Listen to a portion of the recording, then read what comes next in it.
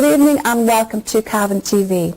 I'd like to say thank you to Positive Age for the use of the studio here in Drumalee and to Sarah for the use of their gigabit broadband. Well, Ireland and the world is in lockdown with coronavirus, COVID-19.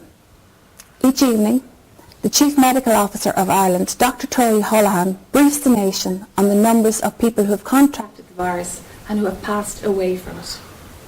After 68 days of lockdown, perhaps we become complacent and forget that each of these statistics is a person with a family and a life. And that brings me to my guests in the studio this evening. I'd like to welcome Mary and Terry O'Connor to the studio, and sadly to say, both Mary and Terry have lost a parent due to coronavirus, and the sad part is it was within one day of each other. Terry and Mary, you're welcome, and thank you so much for coming in this evening. It can't be easy. You're very welcome. We're delighted to be here on you, and yes, it's you been have a long road. Some story to share, Terry. I'd just like to say, first of all, that your dad was John O'Connor, a very well-known man around Cavan, and he got to the fantastic age of 93. He did. He did. And Mary, your mum was Mary Catherine Keenan from Corcahan in Monaghan, and she got to the great age of 88. Yeah, it would have been 89 in November, yeah. Yeah, so perhaps Terry, seeing that your dad's a Cavan man, tell me about your dad. He did pass away for us. Tell me about your dad, the great John. Yeah, John was 93, good 92 really good years, and he wouldn't call himself a Cavan man because he was a Galway man originally, born in Ballinasloe, County Galway, and came to Cavan on the flick of a coin.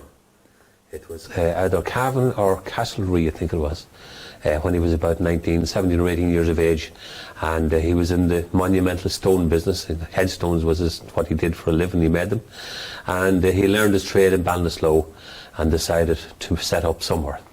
So anyway, he ended up in Cavan and booked into what they called a boarding house in those days, and my mother, it was Cassidy's restaurant and boarding house, and that was my mother's maiden name, Cassidy. So they met, and that was the start of the romance and the marriage. And they were married 64 years, I think, before she passed away. So they got 60, they celebrated their 60th, and he lived down to a good age of 93. Enjoyed life. He was mentioned by Pat Kenny as well, on or not Pat Kenny, Ryan Tuberty, on the Late Late, and Ryan mentioned he was 50 years off the jar. That's the way Ryan put it. So he celebrated his 90th birthday. And we celebrated his, I think it is 50 years sobriety on the same night. There are so many stories of John O'Connor and the singer that he was. Of course, the singing, again, he was involved in the old Boy Scouts pantomimes for 20, 30 years. He was on the committee of the Boy Scouts when they built the Scouts Den, which is on the way out to Cavan Hospital.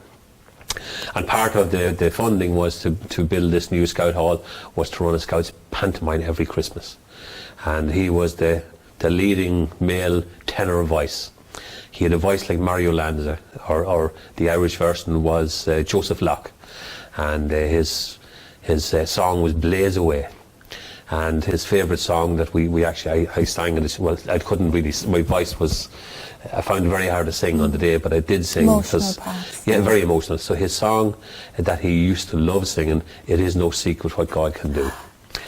So I sang it, or did my best to sing it, at the graveside, because as you know, there was no funeral, and that was the tragedy of the COVID. For a man that had the popularity that he had helped so many people through his involvement with Alcoholics Anonymous over 60 years. So many people wanted to be there and couldn't, and I suppose that's the tragedy. His life, we can celebrate his life, but we couldn't actually celebrate it, and that was the tragedy of the whole thing. And the tragedy as well was that Mary, bringing in Mary, we'll talk about your dad again, but bringing in Mary there. Mary, you got the sad news practically during Terry's dad's funeral that your mum had passed away. We had just arrived at McMahon's funeral home for John's burial, and I was sitting in the car, and Terry got out and my phone rang. Now I knew Mum was very ill, we knew that she had the virus, but literally we'd only like 4 days notice. But she hadn't been as ill for as long, and we didn't believe that she was going to die so quickly. And so I was literally sitting in the car, and all the family and friends were at a distance, watching me in the car getting distressed. And even Terry didn't know why, because he didn't realise I'd got that awful phone call. So all I can say is to anybody Who doesn't believe in the COVID virus or coronavirus is that it's not real. It surely, it was real to you. No. To lose both your parents They in such a wouldn't short have time. died. So if your it mum hadn't was been for just that. sick She a was week or fine. two. I mean, she was perfectly okay. Was she until at the home or in a month prior. nursing She was home? in Drumbear nursing home. She had Alzheimer's, but her health was fine. They were really, really, really shocked, surprised. And she contacted her on a Monday, and this was on Saturday. So literally it was less than a week. She So, went I very mean, if you quickly. saw photographs of her, if anybody, even the carers and nurses would have said there was no way that she would have died if had it not been for COVID. There's no doubt about that. I know her life expectancy was lower, statistically. She was vulnerable, yeah. But Yeah. she was vulnerable, certainly, but no, it definitely did kill her. It was the cause of her death. Yeah. without And any your doubt. dad, Terry, you said that he he had 92 great years, so he how did you become sick in the end? I suppose he started going downhill just before Christmas, last Christmas, and we noticed him a little bit of slipping in that his balance was going. He'd forget to turn off things. He might forget to eat. He might forget to go to bed. So we realised he was slipping, and then he got a couple of medical issues as well. So he did the hospital just around Christmas and never came out. And he was in Cavan General in the pre-discharge waiting on a nursing home for maybe 4 or 5 weeks. And eventually we got him settled into the nursing home just as COVID was beginning to hit. And he was hadn't really settled into Escort Lodge when the virus got him. And unfortunately he had a longer illness or a longer exposure to COVID than Mary's mother. And he struggled with it because he was a tough man, he was a hard man, he fought. And that did was you the get to sad see part. him, Terry? Did you get to visit him? I went in under wearing the PPE on the PPE, Wednesday before he died. And I'm glad I went in, and the nurses said, listen, you can go in if you want. One member of the family can go in. So I was the only person who went in to see him. And he was in distress, and it was tough. And it was hard to watch. But I'm glad I went in. Yeah. And that was my last opportunity. Yeah. And my sister, I have a sister in Kilkenny, Angela, and she decided to phone him the next day. And the nurse held the phone to his ear, and the nurse was holding the phone, and he grabbed her hand. I said, and he knew it was his daughter. So he knew. So it was nice. So it was good that she was delighted she had made contact, and that the nurse was able to say, oh, he knew, his eyes lit up. So that's those little memories that we have. So there's a lot of myths out there for the people who actually don't know anybody who had the experience he had. What happens when somebody... I'm going to ask you hard questions because there are people out there and they don't know what's happening, or they have different beliefs of what happened. So what happened when you obviously you can't get to visit and hold their hand like you would in normal times, so that didn't really happen. Mary had a nice Right. No, I had a lovely moment. experience because Drumbear had the full kit. I was top to toe in full regalia, and so I got to hold her hand and spend hours with her on the Friday evening. Very similar to I could have done with at any other time. So I had a really lovely experience, and her organs broke down very quickly. So she had no stress. She actually had a very, very happy death, and she was so well taken care of in the last few hours. And my brother was able to sit with her on the Saturday while I was at John's, so he was with her practically to the end as well. So no, thanks to what they had done in Drumbear and all of the PPE, they had absolutely everything. And so I had a wonderful opportunity to be with her, so I have no regrets there. Brilliant. So And she you're wasn't in the lucky stressed. ones No, I'm there. very lucky. Yeah. And then Terry, that brings you to the funeral and the socially distanced funerals. And as you were saying earlier, we have the culture in Ireland of just people coming from everywhere, and the more popular you are, the more people come. Yeah. And your dad and his name and his reputation in the community was big, and I'm sure your mum's was the same down there as well. When people get to the ripe old age, people want to thank them and celebrate their life. And just all of a sudden you can't do that. So just tell us how you went about the funeral. So it was difficult on the Friday because we got the call at 4 o'clock in the morning, and made the contact with McMahon's undertakers at 11 o'clock. And I met Philip McMahon, And he went through the process, and basically, as far as he was concerned, we were going to have to bury him on Friday. He passed away Friday morning. He says, we're going to have to. And I said, I can't. My sister hasn't even got here. So anyway, we were allowed to move it to Saturday. We contacted the priest. So we only had 24 hours to get everything organised. Did you get to see him at that stage? Again, they said if you want to go in and see him, so I went in. Under PPE, possibly? Under PPE, and he was laid out in a room where he had been isolating on his own anyway. So he died on his own, and he was there on his own. And then the undertakers take him away and bring him to the funeral home and prepare him. And my sister wanted to put a suit on, but they can't. They have to put him in the body bag and put him in the coffin. And we couldn't get to view him, so that was a big loss for his family. And the next day, on the Saturday for the funeral, we couldn't go into the funeral home. So you can't even go into the funeral home. So you wait outside for the coffin to come out. And as the coffin was coming out, Mary was receiving the phone call, and I was outside the car, that her mum had passed away. And then we just bring him from the funeral home to Butler's Bridge Cemetery. Yeah. And the nice thing was that the different groups and organisations lined the streets from the bus station. The Irish always find a way of showing their feelings some way or another. Difficult times, but you were saying that you did find some things turned out, they were different, but they turned out quite positive in the funeral time. I personally, I tend to see the optimistic view of things and the positives anyway. But in hindsight, the big positive has been the experience we've had around, because you mentioned we do funerals very well. Typically an Irish funeral, hundreds and hundreds of people turn up.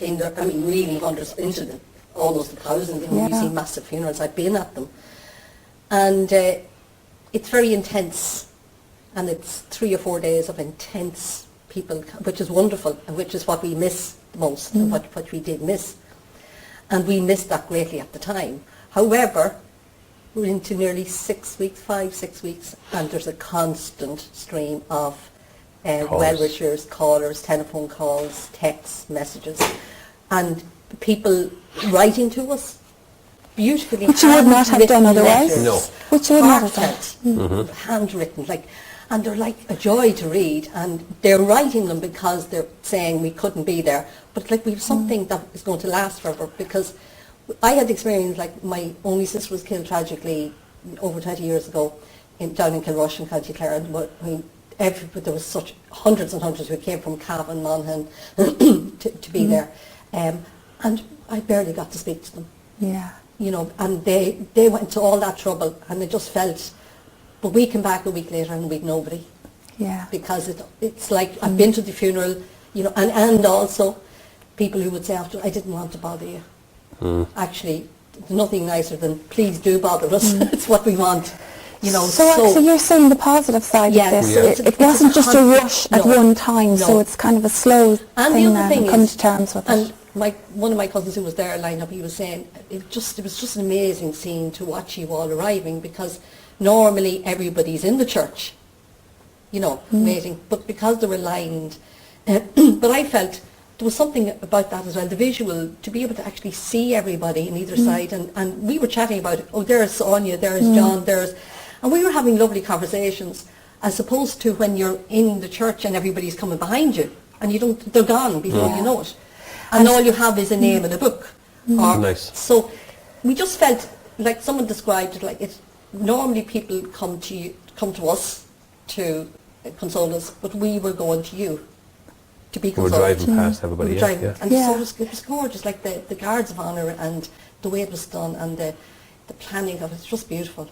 And again, having Drumlin Media have Brian there to record that, because the family members that normally would have been there just couldn't all over the world, So. And you have a record of that forever as well. Yeah. So that is like, and I think, folks, from what we're hearing in the news and this coronavirus, COVID-19, this could be with us for a while. I think so. Well, there was something you said there about you want people to hold you close, and this might sound really kind of, off the wall, but we felt their closeness. So I put that in Mum's acknowledgement. Though at a distance, we felt you close. You could sense the energy because the expression on their face, the body language of their wanting to be there, and you could see the pain. I felt more sorry for Mom's neighbours and close friends and people. Like Mommy was very involved in Drumkill with the Positive Age and everything else. I felt they were shortchanged more than we, because they're the people who were with her every day. They were the people that surrounded her and her carers and her nurses in the nursing home. They're the people I felt had the greater loss, because we were getting the condolences, we're getting the letters, but they couldn't be together to grieve and tell their story. So it's more for them that I'm more anxious about. Well, that's lovely, Mary. I like the way you tell that, because I think that would be a great help to anybody out there who's gone through the same, or maybe is going to go through the same, to know, like, you know, to look at it in a positive way like that. And I have to say again, your parents were great people. Like, as you say, your dad was really well known in Cavan, did great work, and your mum involved in the community. People just want to turn up in their hundreds to say she was great. And she would have had a massive and we sincerely mean that. I mean, I've been through that myself too, and it's lovely for someone to say, you know, that, oh, I knew your mother years ago, and tell you a nice story about them. You said, God, I never knew that. Like, that's nice. So it does help. The stories are part of the whole grieving and the Irish way of doing it, and that's the loss. That bit. But what Mary was talking about, my brother in America, and my nephews in San Francisco, and my son in Vancouver, and another nephew in Japan. They're all over the world, and they actually watched every minute.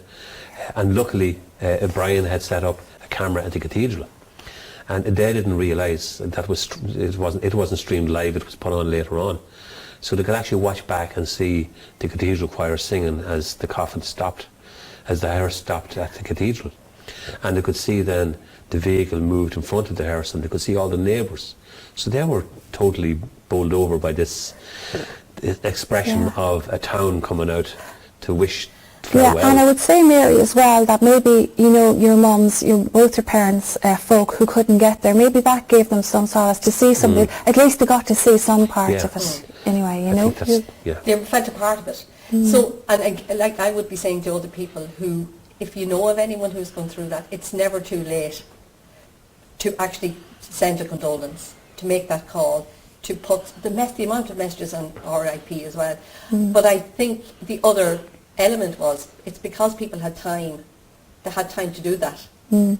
Whereas you're normal, when people are busy and they're stressed out, they feel obliged to go to a funeral and to go there, but that's it, it's all over. Whereas we just had great quality of time with those who did phones, great conversations.